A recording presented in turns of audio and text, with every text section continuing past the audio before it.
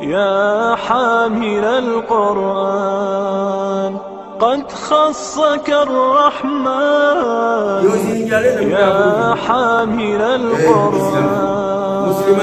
قد خصك الرحمن بالفضل والتيجان والروح والريحان يا حامل القرآن قد خصك الرحمن بالفضل والتيجان والروح والريحان يا دائم الترتيب للذكر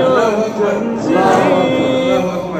بشراك يوم رحيل ستفوز بالغفران يا قارئ الآيات يا قارئ القرآن داوي قلوبنا بتلاوة تزداد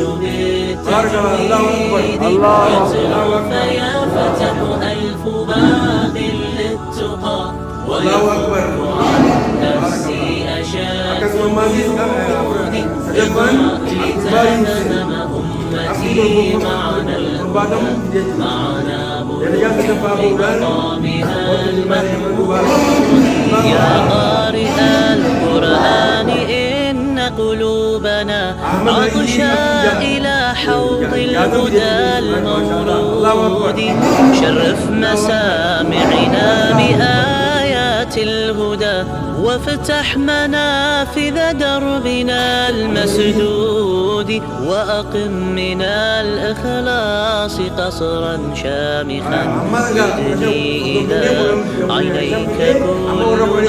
ننطلق إلى العلا لنهدي دوما أولا لنطلب العلوم نغتدي بها مشاعلا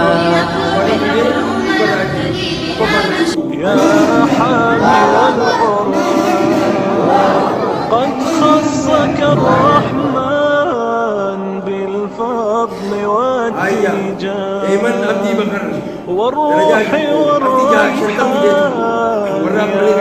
حامل القرآن قد خصك الرحمن بالفضل والتيجان والروح والريحان يا دائم الترتيل للذكر والتنزيل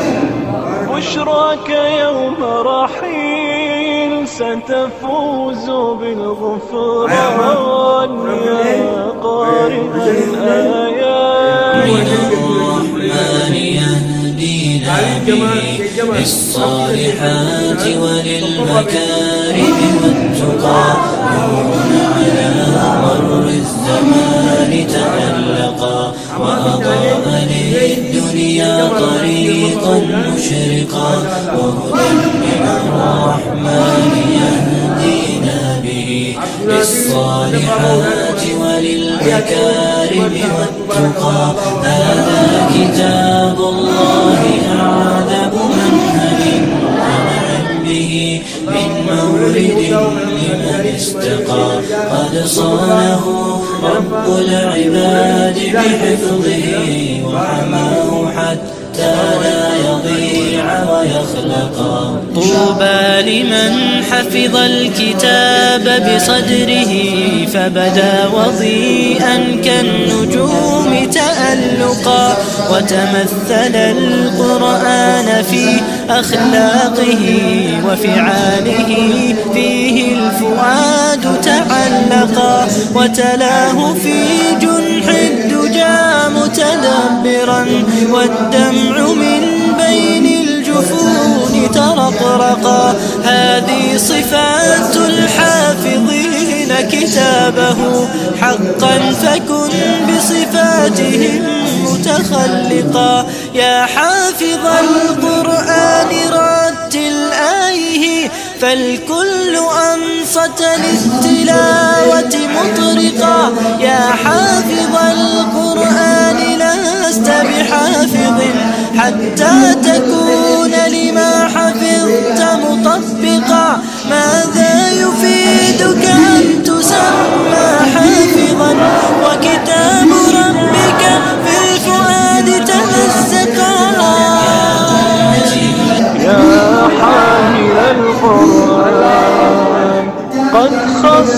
الرحمن بالفضل والتيجان والروح والريحان يا حامل القرآن قد خصك الرحمن بالفضل والتيجان والروح والريحان يا دائم الترتيب للذكر والتنزيل بشراك يوم رحيل ستفوز. انطلق إلى العالي نأتي دوما أولا لنطلب العلوم نغتدي بها مشاعرا.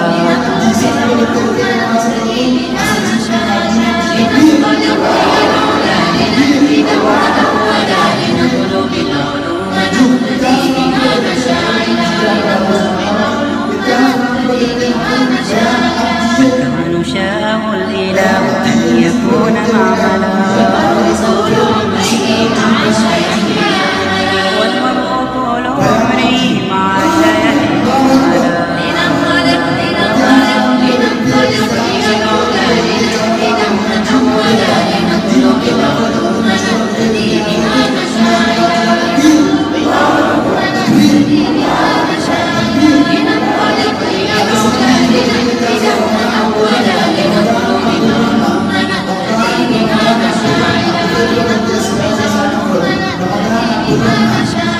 هينشروا معارفا هينشروا فضائلا وأظهروا تفوقا واشتهروا بين